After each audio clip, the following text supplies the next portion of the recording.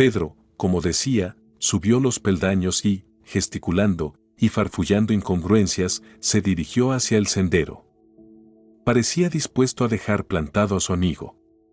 Pero, súbitamente, al oír unos apresurados pasos, se detuvo. Yo, que me había alzado y me disponía a salir al encuentro de los apóstoles, hice otro tanto. Aquello no estaba previsto, ni figura en los textos evangélicos. Al fondo de la vereda, entre el ramaje de los árboles, se aproximaba rauda una silueta. Juan terminó por asomarse a la pequeña explanada abierta frente a la roca y, despacio, fue a situarse junto a su expectante compañero. No hablaron. Pedro llevó la mano izquierda a la empuñadura de su espada y, temiendo quizá un desagradable encuentro, esperaron. La alta y espigada figura llegó a la bifurcación del caminillo. Y, al descubrir la presencia de los galileos, detuvo su nervioso caminar. Era una mujer. Llevaba el rostro embozado en un holgado manto verde yerba. Creí reconocer el talle y aquellas delicadas vestiduras. Y fue Juan quien confirmaría mis suposiciones. «María», exclamó el Zebedeo. Y, abriendo los brazos, se precipitó hacia la hebrea, María. «Perdóname». «Es cierto, es cierto». La de Magdala descubrió su cara, acogiendo al feliz discípulo. Simón retiró los dedos del gladius y, respirando aliviado, permaneció inmóvil. Juan y la Magdalena habían roto a llorar. Y así siguieron durante algunos minutos, fuertemente abrazados. Pero Simón, cuya paciencia no era precisamente generosa, trató de cortar aquella emotiva escena, recriminándole su infantil credulidad e instando a Juan a salir cuanto antes de aquel peligroso lugar. Fue entonces, al lanzar una inquieta mirada a su alrededor, cuando descubrió mi presencia entre los frutales. El pescador, sobresaltado, desenvainó la espada. Pero, saliendo de mi escondrijo, me di a conocer, invitándole a no perder la calma. Al reconocerme, Juan secó sus lágrimas y, ante el gesto contrariado de Simón, acudió a mí, haciéndome partícipe, entre gimoteos y convulsivas sonrisas, de lo que ya sabía. Durante algunos instantes no supe qué hacer ni qué decir.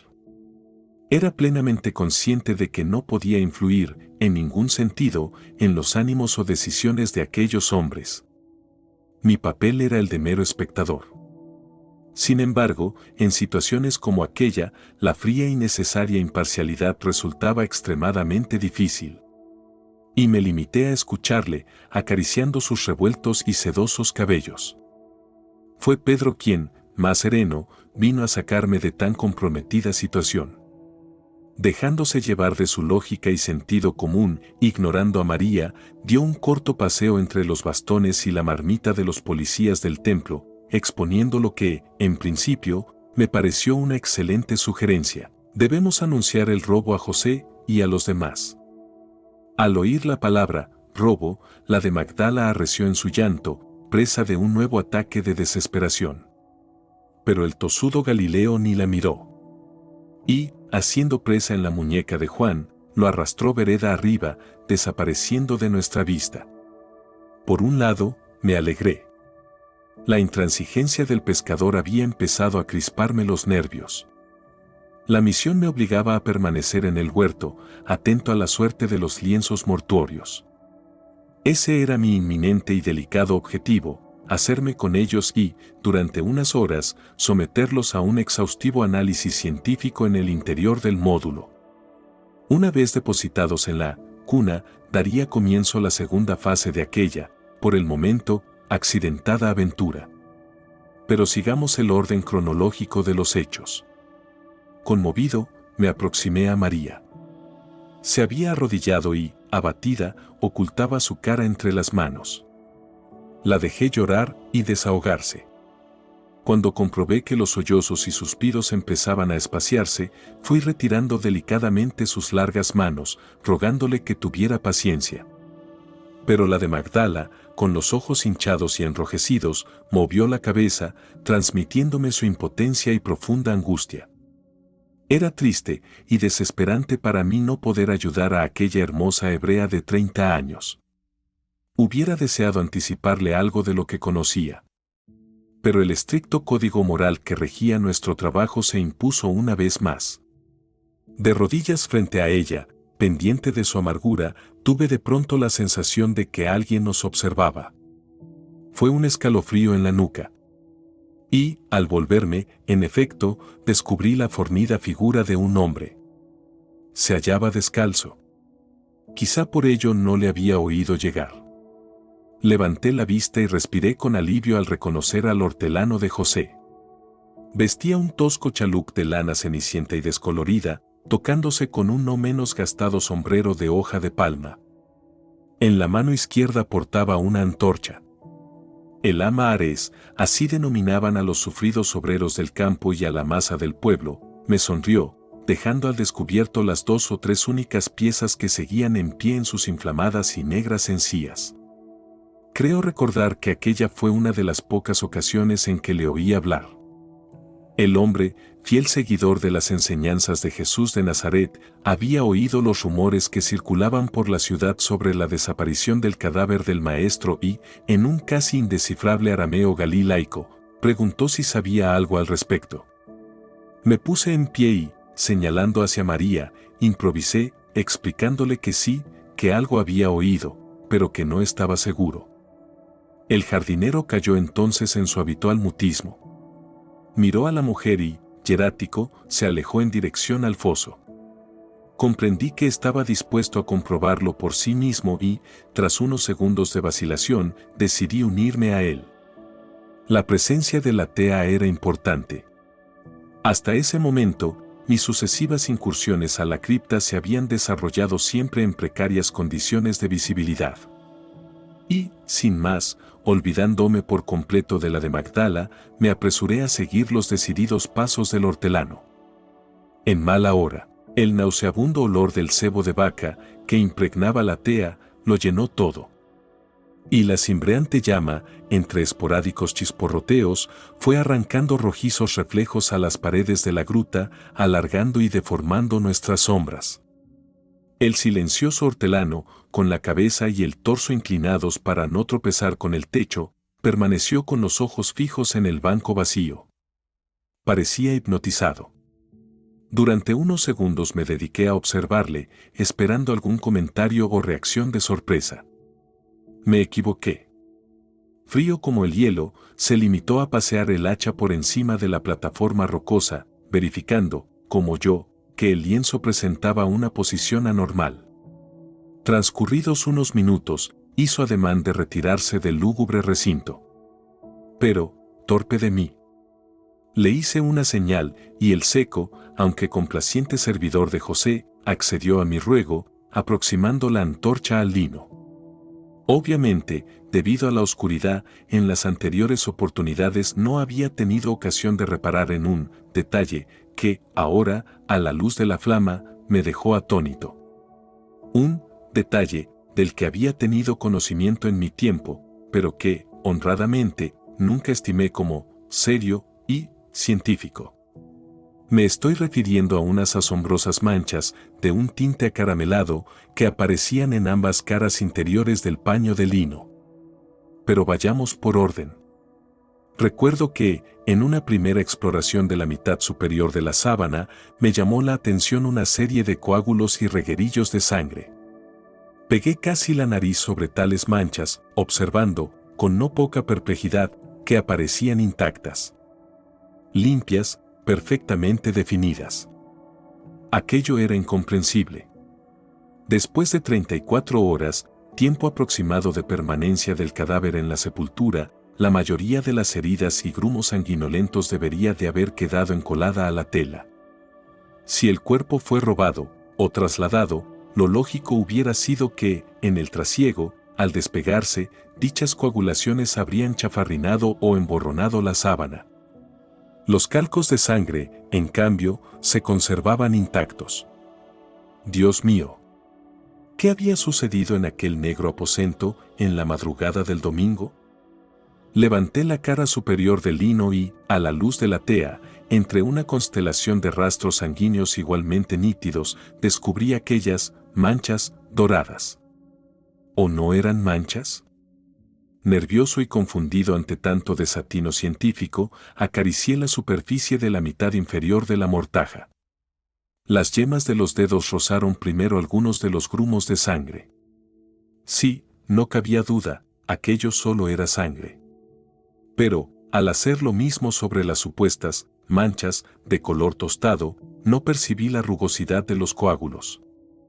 La deficiente iluminación y la prohibición establecida por Caballo de Troya de manipular o alterar la posición de aquellos lienzos, al menos mientras permanecieran en la tumba, no me permitieron llegar a conclusión alguna. Mientras duró la corta y apresurada exploración, me vinieron a la mente varias hipótesis. ¿Se trataba de manchas originadas por los ungüentos? ¿O quizá estaba ante posibles fluidos de origen orgánico, consecuencia de la descomposición del cadáver, que habían empapado la tela? Lo asombroso era que tales manchas venían a reproducir los perfiles del cuerpo que había sido envuelto en la mencionada sábana. Esto es de locos. Mi exclamación debió de remover el gélido talante del jardinero. Porque, imitándome, acercó su rostro al interior de los lienzos. Cruzamos una mirada de incredulidad. Sin embargo, no fueron las misteriosas manchas, color oro, o la desconcertante estructura de los coágulos, lo que había sorprendido al sagaz hortelano. Supongo que estas sutilezas escaparon a su fino instinto. No así, en cambio, otro detalle, que, de no haber sido por él, seguramente habría pasado inadvertido para mí. Sin pronunciar una palabra, señaló con el dedo índice derecho hacia el centro del lino. Al ver aquello, el corazón me dio un salto. Casi en la mitad del banco, descansando entre ambas partes de la sábana y justamente en el punto donde habían reposado las muñecas del Nazareno, se encontraba la estrecha tira de tela que, una vez espolvoreada de acíbar, había servido para anudar las destrozadas manos. Lo increíble es que la venda, en cuestión, aparecía enrollada, como un anillo, perfectamente anudada y abrazando el vacío. Cerré los ojos. ¿Es que yo también era víctima de una alucinación o de la histeria colectiva? Pero no. Al abrirlos, el descubrimiento del jardinero seguía allí, desafiando a la lógica humana. Al igual que ocurriera con el pañolón que había sujetado la mandíbula inferior del rabí, y que, como dije, se encontraba firme y, en su lugar, aquella pieza de tela, obligada en los enterramientos judíos de la época, no mostraba signos de manipulación por parte de manos humanas. Si un hipotético profanador hubiera cargado con el cuerpo, ¿por qué iba a entretenerse en soltar dichas tiras para anudarlas nuevamente y, en el colmo de lo absurdo, situarlas delicada y estudiadamente en el mismo punto y posición que habían ocupado? Allí había ocurrido algo extraordinario. Algo que rebasaba mi capacidad mental. ¿Pero qué? Tal y como imaginé, la venda que Nicodemo había anudado a la altura de los tobillos del maestro se presentó ante mis atónitos ojos en idéntica posición. Meticulosamente enrollada y con los nudos intactos. Satisfecha la curiosidad, no así mis dudas, hice descender la referida mitad superior del lino hasta su posición original. Ahora, más que nunca, debía hacerme con aquella mortaja y someter el tejido, los coágulos y las manchas doradas a un exhaustivo análisis médico-científico. Que poco imaginaba entonces las múltiples sorpresas que nos depararían dichos estudios. Pero antes había que resolver un pequeño problema: ¿cuándo y cómo sustraer los lienzos? Creo que estábamos a punto de abandonar la cripta cuando, de pronto, una sucesión de gritos hizo que el hortelano y yo nos mirásemos alarmados. ¿Qué había sucedido? En efecto, creo que fue una torpeza por mi parte. Jamás debí retener al hortelano en la tumba. Pero el destino, como se verá, es imprevisible. Fui el primero en salir. Medio cegado por la fuerte claridad de la mañana, a punto estuve de tropezar con la segunda losa. Las voces procedían del lugar donde, poco antes, habíamos dejado a la afligida María. No parecían gritos de miedo o de dolor. Era difícil de explicar. Sonaban como invocaciones. Como si alguien, una mujer, sin duda, reclamara la atención o la presencia de otra persona. Al ganar el último escalón, quedé desconcertado. De espaldas, la de Magdala, arrodillada y con los brazos en alto, no cesaba de clamar, repitiendo una misma y única palabra, Rabuní. El término, maestro, se refería al fallecido Rabí de Galilea. De eso estoy seguro. Pero ¿por qué invocaba su nombre? Y, sobre todo, ¿por qué lo hacía en aquel extraño tono? Tuve un presentimiento. Dirigí la mirada a mi alrededor, pero no tardé en rechazar tan absurda idea. Allí no había nadie. Todo se hallaba en calma. Además, los textos evangélicos consultados por Caballo de Troya no hablan de una segunda aparición de Jesús a la Magdalena. La mujer no se había movido prácticamente de la linde de los árboles. Quizá, pensé, ha sido víctima de otra crisis. El encargado de la finca se situó a mi altura y, de nuevo, nos miramos sin comprender. Y, despacio, procurando no asustarla, caminamos hacia ella. Rabuní. Aquello era una llamada. Nos detuvimos, uno a cada lado, y, por espacio de algunos instantes, la contemplamos con tanta inquietud como curiosidad. La Magdalena presentaba una expresión diametralmente opuesta. El anterior abatimiento se había borrado de su faz. Era muy extraño. Los ojos, muy abiertos, sin pestañear, parecían fijos en un punto invisible del espacio. Había en ellos una mezcla de espanto y sorpresa. Fue entonces, al mirar sus manos, cuando reparé en la dirección y posición de los dedos. Se encontraban rígidos, crispados y en actitud de querer tomar o agarrar algo. Rabuní. María, inmóvil como una estatua, no se percató de nuestra presencia. Solo repetía el título del Nazareno. Y su tono, evidentemente, era de clara súplica. No supe qué pensar. Todos los síntomas apuntaban hacia una nueva crisis. Y empecé a cuestionarme si la salud y equilibrio mentales de la antigua cortesana eran correctos. De no haber sido por la fulminante reacción del jardinero, quizá aquella situación hubiera podido prolongarse indefinidamente. Pero el hombre, comprendiendo que María se hallaba fuera de sí, terminó por echarse sobre ella y, zarandeándola por los hombros, la levantó casi en el aire. Las secas y violentas sacudidas surtieron efecto y la de Magdala pestañeó varias veces. Volviendo a la realidad, sus mejillas fueron recobrando el color y, bajando la cabeza, suspiró ansiosamente. ¿Estás bien?, me atreví a preguntar. Alzó los ojos, ¿y qué vi? Las pupilas azabaches hablaron en silencio y con una fuerza que me recordaron la poderosa mirada del Hijo del Hombre. Me estremecí, y ella, lo sé, lo percibió. Sonrió, con una íntima satisfacción, y levantando la mano izquierda hacia los frutales, comentó sin titubeos, le he visto.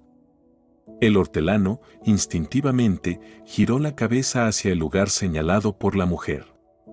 Sí, nos lo has contado, repliqué en tono conciliador. No. Estalló temblorosa. Ahora. Ha sido ahora. Esta vez fui yo quien palideció.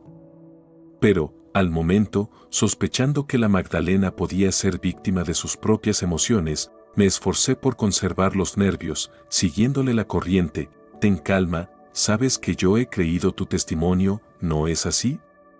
Sé que le visteis. No. Me interrumpió con violencia. Os repito que le he visto por segunda vez. Aquí. Su faz había cambiado, lo había comprendido. No era creída. Y, avanzando un par de pasos, fue a situarse a 1 metro de los árboles. El silencioso jardinero torció el gesto, nos miramos, ¿qué podíamos decir? Nada. Una segunda supuesta aparición del no menos supuesto resucitado era demasiado. Y, sin querer, me vi arrastrado al mismo escepticismo de Pedro, precisamente el que yo había criticado. Era curioso, muy curioso. A pesar de la vehemencia de la hebrea, fui incapaz de creer en sus palabras. ¿O es que la frustración que venía germinando en mi ánimo nublaba mi mente hasta ese punto? ¿Rechazaba su testimonio para justificarme a mí mismo? Ahora lo sé. La sola idea de que aquello fuera cierto y de que él hubiera estado tan cerca había empezado a minar mis fuerzas. Era él. Y María, sin que nadie le preguntase, repitió la misma descripción, la súbita luminosidad azul y el extranjero de túnica y manto nevados. La dejamos desahogarse, ¿qué otra cosa podíamos hacer? Y me ha hablado, prosiguió, con creciente emoción, no permanezcas en la duda, ten valor. Cree lo que has visto y oído. Vuelve con los apóstoles y diles otra vez que he resucitado. Que apareceré ante ellos, y que, pronto, como he prometido, les precederé en Galilea. Ella observó nuestros rostros. El silencio que siguió fue revelador. Pero esta vez, la de Magdala no se alteró. No hubo reproches, ni lamentos. Comprendió, y, ocultando el rostro con el filo del manto, se alejó con paso presuroso. Eran las 9:40. Si aquella segunda manifestación hubiera sido real, ¿cuándo ocurrió?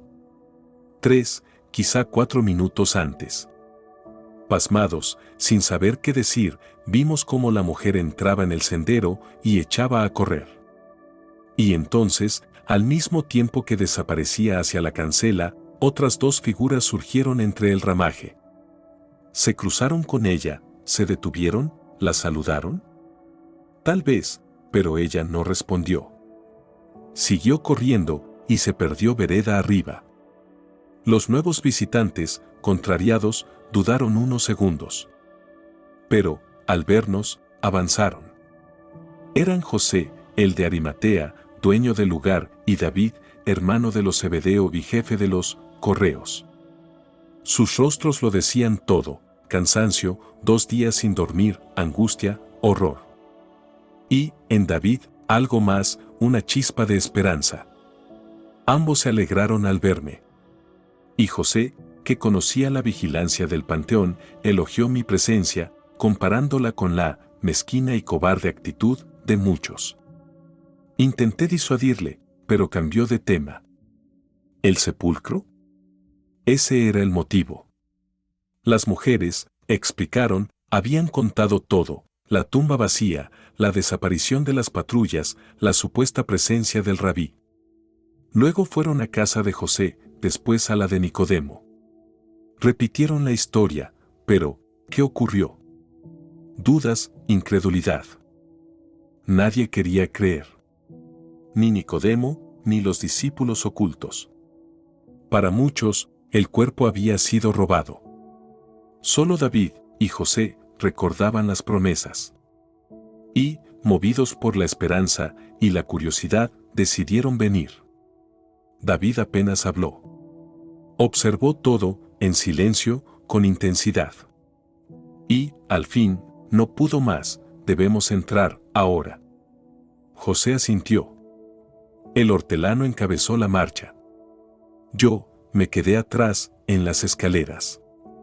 Y durante esos minutos, pocos, muy pocos, un pensamiento me atormentó una y otra vez. ¿Y si aquella segunda aparición hubiera sido cierta? Tampoco los acontecimientos que estaba presenciando figuran en los evangelios.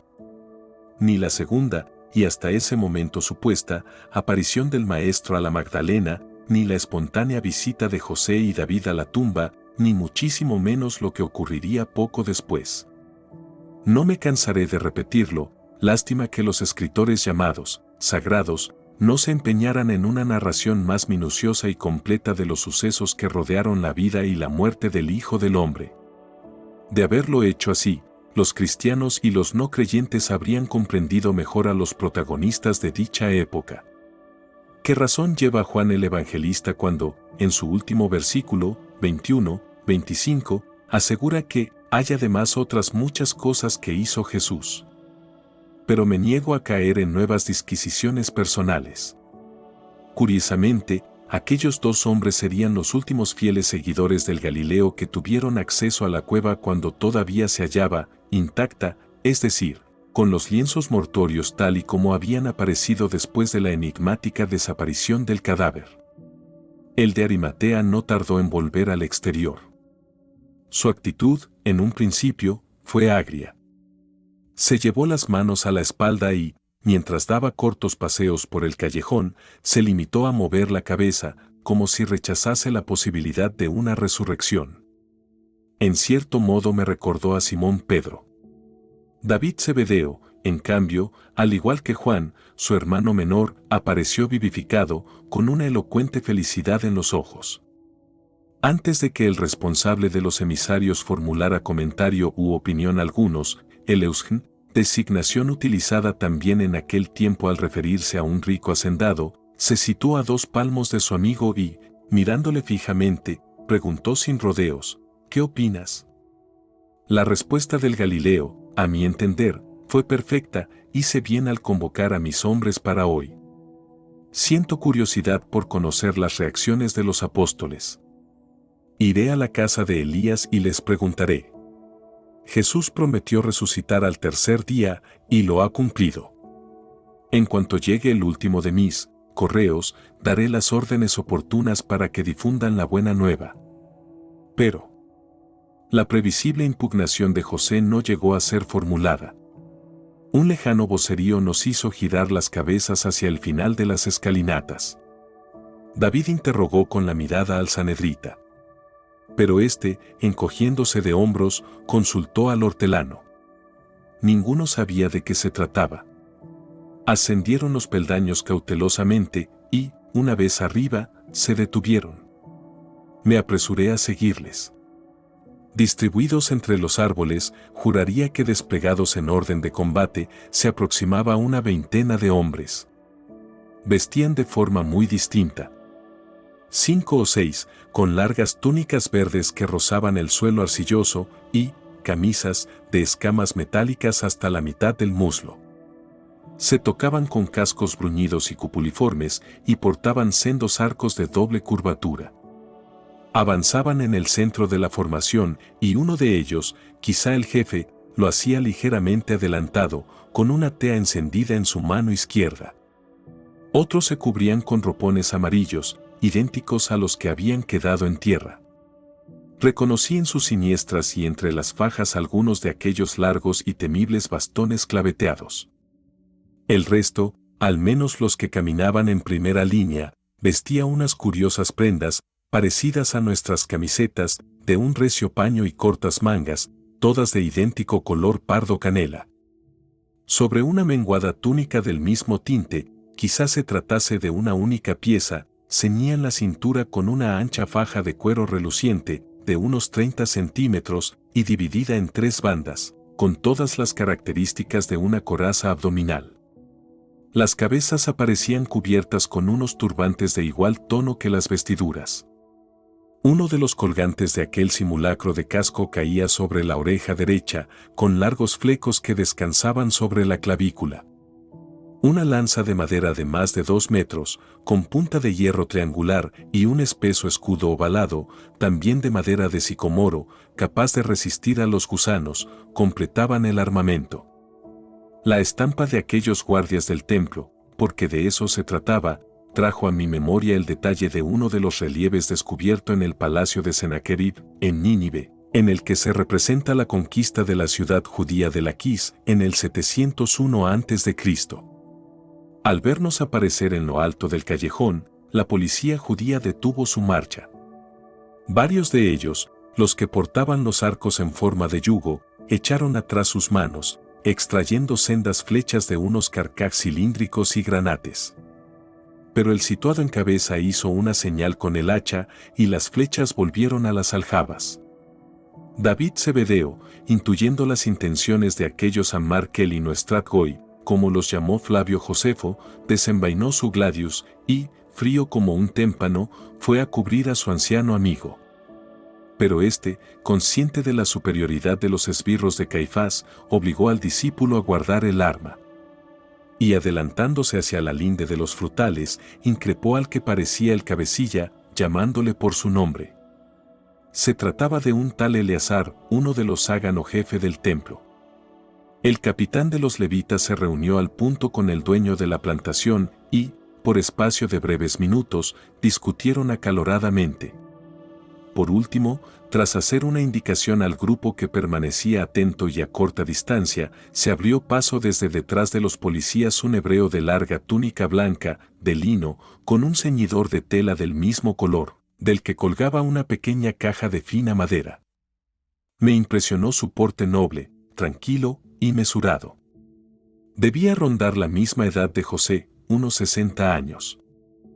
El recién llegado saludó al de Arimatea con una leve reverencia e, introduciendo su mano en la amplia manga derecha, le mostró un rollo de piel de borrego, cuidadosamente sujeto por un cordoncillo rojo.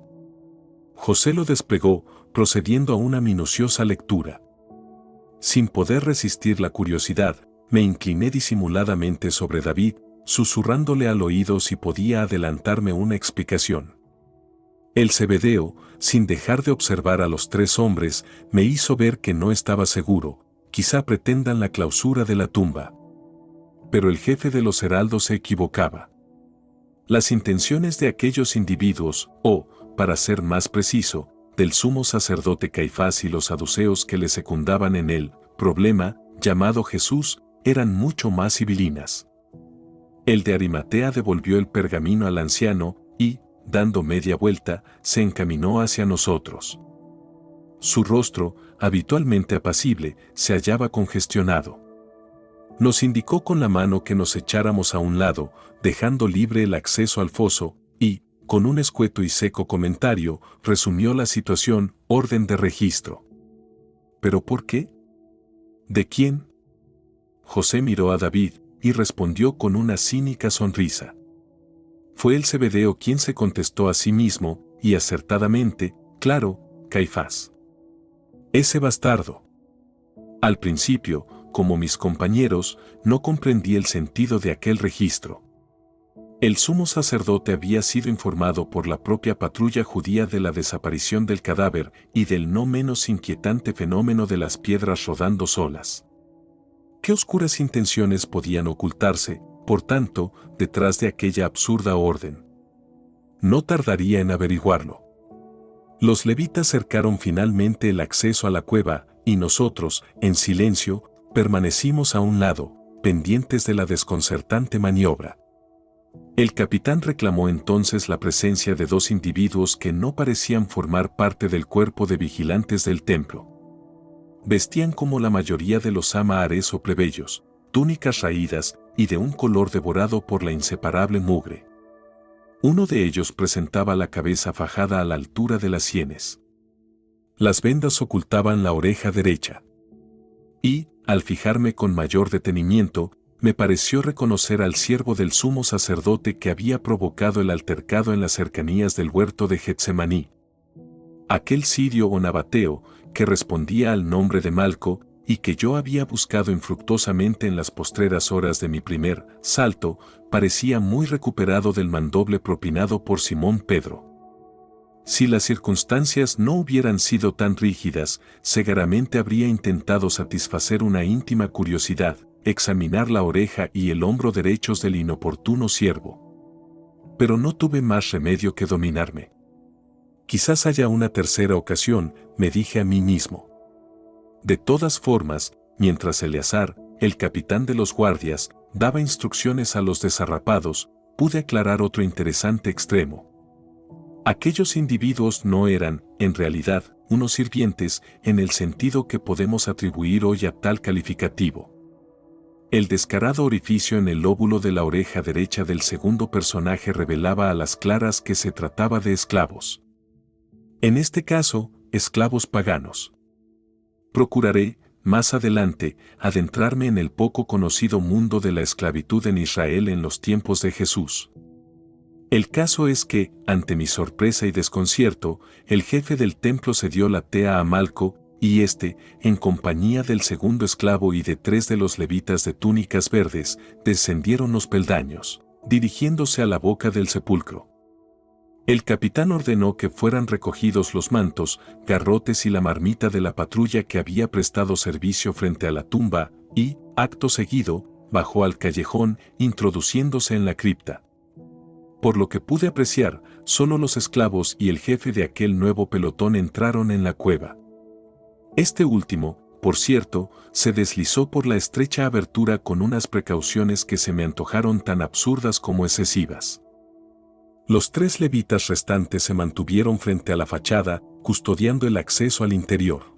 La explicación a la teatral manera de Eleazar de ingresar en el panteón, evitando por todos los medios rozar siquiera la piedra circular que servía para clausurarlo, me fue dada por David, quien, espontáneamente, rememoró una diatriba del maestro, sepulcros encalados.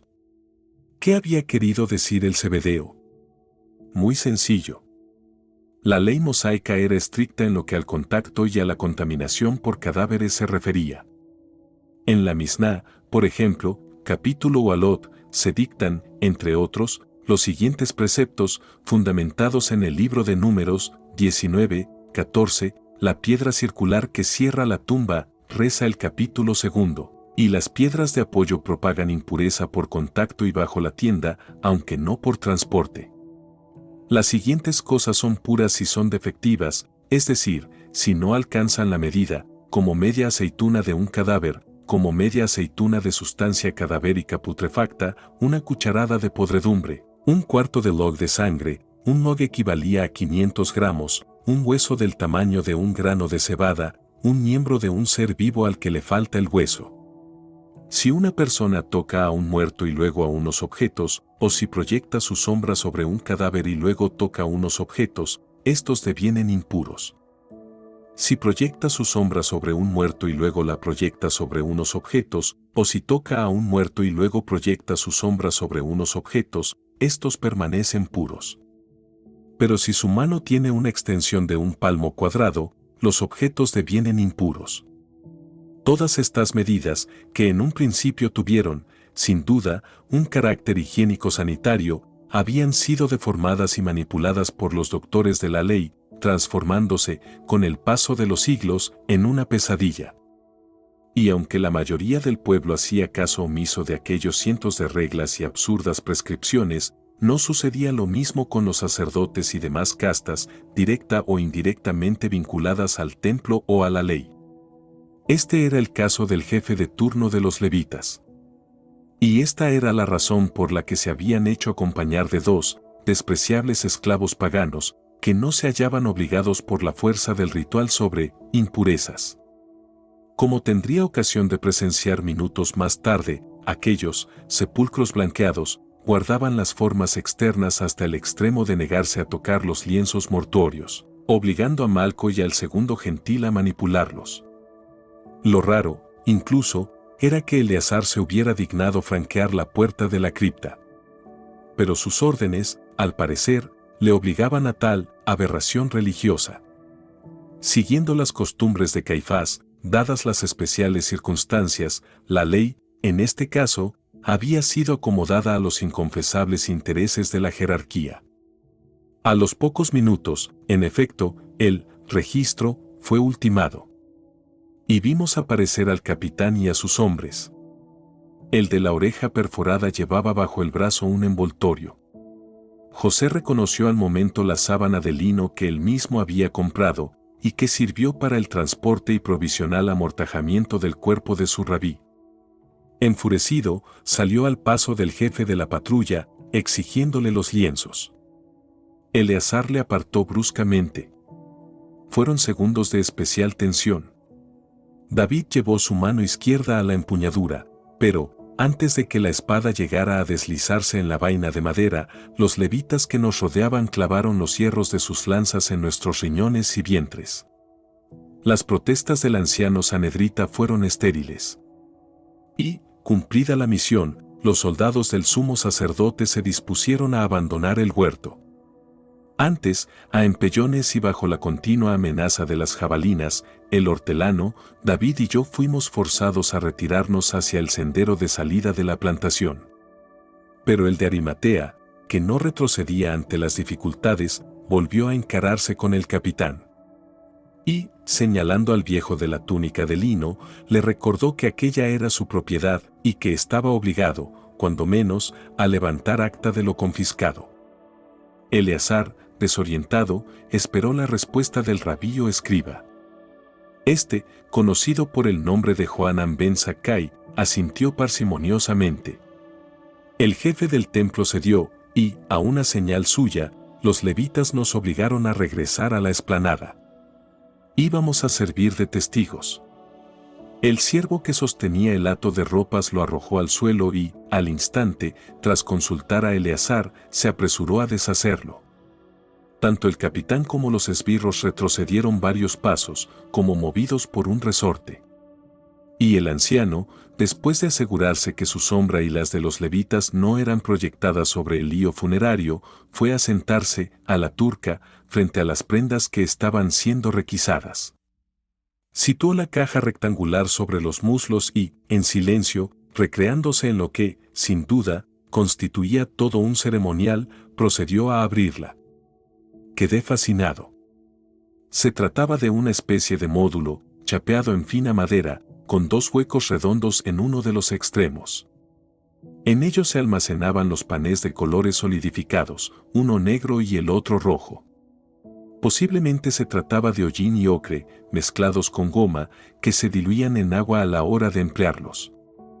Algo similar a nuestra tinta china, que permitía fáciles lavados y, naturalmente, toda suerte de falsificaciones. La masa rojiza se obtenía también de la cicra, un polvo que resultaba de la molienda de cochinillas y que, en muchas ocasiones, era igualmente aprovechado por las hebreas como cosmético. En el centro de la caja había sido dispuesto un tercer orificio en el que se acomodaban los útiles propios de la escribanía, los cálamos o pequeños juncos marítimos que hacían las veces de plumas. Habían sido sesgados por uno de los extremos y, por el otro, machacados, pudiendo utilizarse como pinceles. Por último, en otro hueco practicado en la caja, el escriba almacenaba una serie de tablillas de madera, extremadamente delgadas y cubiertas con cera. Junto a estas descubrí un estilo de hueso. Una de las puntas formaba una espátula que debía servir para aplastar la cera y borrar así lo escrito, aprovechando de nuevo la tablilla. El extremo opuesto era muy afilado y puntiagudo. El tal Zakkai tomó una de aquellas tablillas y, con la izquierda, se dispuso a perforar la cobertura de cera. Dio la señal con el estilo y el esclavo fue levantando las diferentes piezas mortuorias, mostrándolas a los presentes. De derecha a izquierda, en arameo, el hebreo solo lo utilizaban para cuestiones religiosas, el rabí fue escribiendo, sin prisas y con letras grandes, un sudario. 2 vendas para fajado de manos y pies y una sábana de lino de Palmira. Al levantar parcialmente el largo lienzo, todos los allí congregados, incluidos David y el de Arimatea, pudimos observar algo que, sobre todo a mí, nos desconcertó. A la clara luz de la mañana, entre los restos sanguinolentos, la sábana presentaba unas insólitas manchas doradas, las que había descubierto en la cripta, que reproducían parte de una figura humana. Aunque breve, la exposición del paño permitió distinguir las plantas de unos pies desnudos y la mitad inferior de unas piernas. El increíble dibujo, en esos momentos no supe definirlo mejor, no pasó inadvertido para Eleazar y el escriba. Este, al reparar en dichas manchas, permaneció un instante con la pluma en el aire, atónito. David Zebedeo me miró de soslayo, interrogándome con un casi imperceptible movimiento de cabeza. Yo me limité a enarcar las cejas, dándole a entender que tampoco tenía una explicación. La fulminante reacción del capitán fue muy significativa. Al intuir que en aquel lienzo había, mucho más, que coágulos de sangre, simulando unas súbitas prisas, dio por concluido el protocolo, ordenando al esclavo que amarrara de nuevo el hato. Y el rabí, Tras estampar su sello al pie de la concisa acta, guardó el instrumental, poniéndose en pie. A partir de ahí, todo se desarrolló con rapidez. Los levitas nos asusaron con sus armas, obligándonos a salir de la finca, mientras el resto del pelotón, con Eleazar a la cabeza, nos seguía a corta distancia. Tras puesta la cerca de madera, los policías del templo nos dejaron en paz. Fueron a unirse a sus compañeros y José y David, indignados por lo que consideraban un atropello, me invitaron a que les acompañase hasta la casa de Elías Marcos. Dudé. Aquella parte de la misión no había terminado. Yo debía hacerme con los lienzos mortuorios y trasladarlos a la cuna. Pero, ¿cómo? El siervo que los custodiaba no parecía dispuesto a perderlos o a entregárselos a nadie. Y, excusándome, les dije que nos veríamos más tarde. Sin más, mis amigos se perdieron en dirección a la ciudad. El hortelano preguntó al jefe de templo si podía reincorporarse a sus faenas en la plantación y, una vez autorizado, desapareció igualmente por la vereda del huerto. En cuanto a mí, como digo, las cosas volvían a ponerse difíciles. Mi única obsesión era apoderarme de la sábana. Pero la fortuna no parecía de mi lado. ¿Qué podía hacer? El parlamento de Eleazar con su gente fue brevísimo. Yo tenía que mantener los ojos bien abiertos y seguir la pista de lino. No cabía otra solución. Y, simulando un inexistente cansancio, me dejé caer al pie de la empalizada, sintiendo la agradable y tibia caricia del sol en mi rostro. Medio cerré los ojos, lamentando no haber sido más rápido en la incautación de la mortaja. Caballo de Troya, en el planeamiento de esta segunda misión, había sido terminante, el análisis de aquella tela era vital en nuestro intento por esclarecer el hipotético fenómeno que los cristianos llaman resurrección. En consecuencia, debía trasladarla al módulo a cualquier precio. Pero aquel pensamiento fue rechazado de plano. Ya no tenía remedio. Además, habría ido contra el natural devenir de los sucesos que, en parte, había presenciado. Un error de esta índole, confiscando la mortaja antes de tiempo, hubiera podido cambiar sustancialmente los hechos históricos, tal y como hoy los conocemos. Si yo me hubiera hecho con ella en una de mis primeras incursiones en el interior de la tumba, lo relatado por Juan el Evangelista, por ejemplo, no habría sido igual. Ni él, ni Simón Pedro, después de la famosa carrera, habrían tenido oportunidad de ver dichos lienzos y su insólita disposición sobre el banco de piedra. ¿O sí? Mi responsabilidad, una vez más, era grande. Había que esperar. Era menester aguardar el momento propicio. Un momento en el que el envoltorio pasara a un segundo plano, históricamente hablando. Pero, ¿cuándo? ¿Y dónde? ¿Y si las intenciones del sumo sacerdote apuntaban hacia la destrucción del mismo? De Caifás y su gente podía esperarse cualquier cosa. Si el hato que portaba el siervo terminaba en algún oscuro rincón de Jerusalén, o, sencillamente, era incinerado, adiós a nuestros objetivos. Pero quizá estaba sobrevalorando la agudeza de aquellos esbirros. A juzgar por lo que hicieron, no estaban convencidos, ni muchísimo menos, de que los rumores sobre la vuelta a la vida del Galileo fueran ciertos. La patrulla, congregada en torno a su jefe, dio por finalizado el cónclave y, mientras el grueso de la misma se ponía en movimiento hacia la muralla norte, Eleazar, el esclavo que sostenía el envoltorio funerario y dos de los arqueros dieron media vuelta, alejándose en sentido contrario al de la pequeña tropa.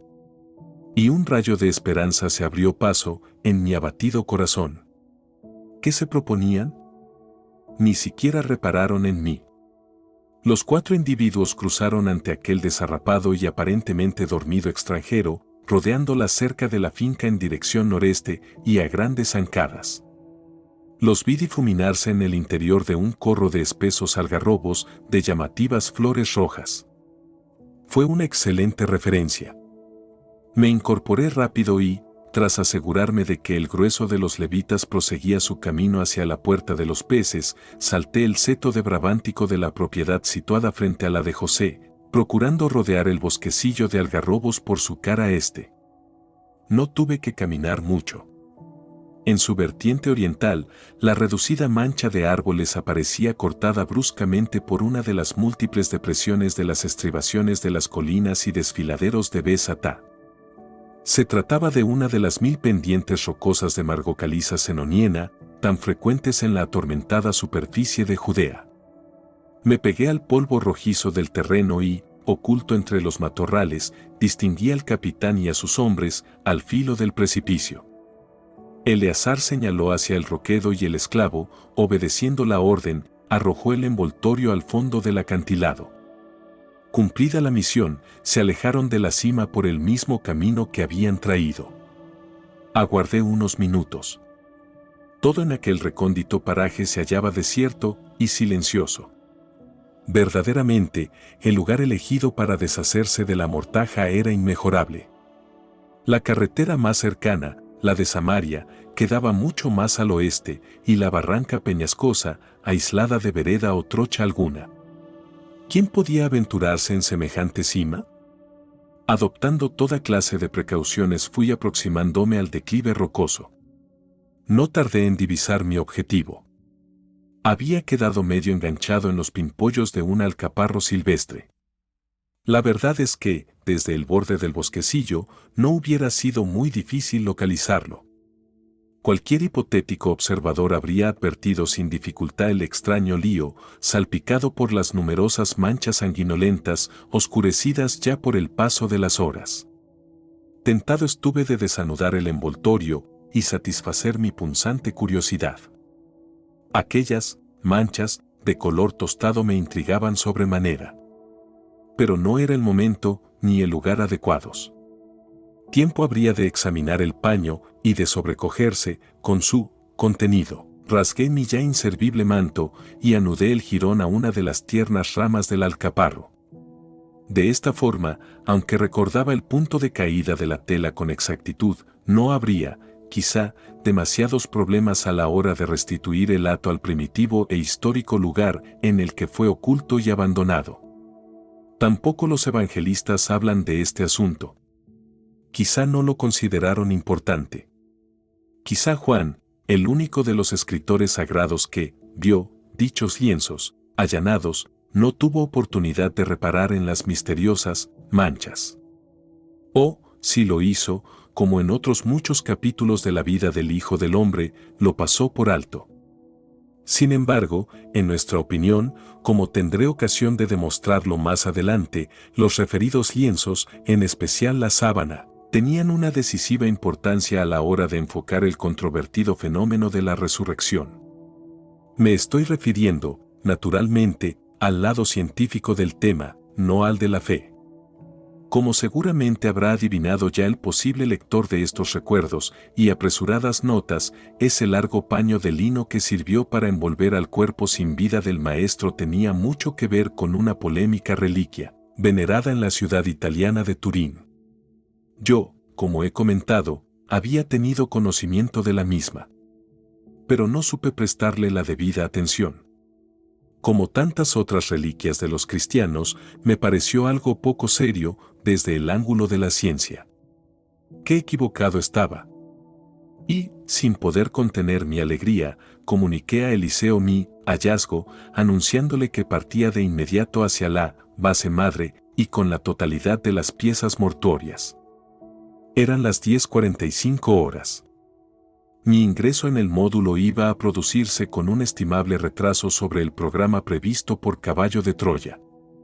Un retraso que provocaría nuevas frustraciones a este pésimo explorador. Sin la menor contemplación, rasgué el lino bayal de mi túnica, ocultando mi tesoro en el costado izquierdo.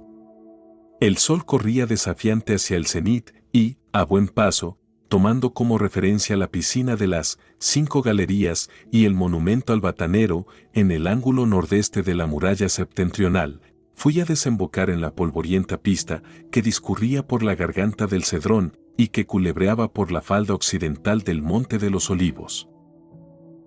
Y hasta aquí, la parte 13 de Caballo de Troya 2, Masada, de JJ Benítez. Si esta historia te está atrapando y quieres seguir descubriendo lo que viene, suscríbete al canal Mi Dios Azul, activa la campanita y no te pierdas las próximas partes. Porque lo más impactante aún está por venir. Y ahora, seguimos con la aventura.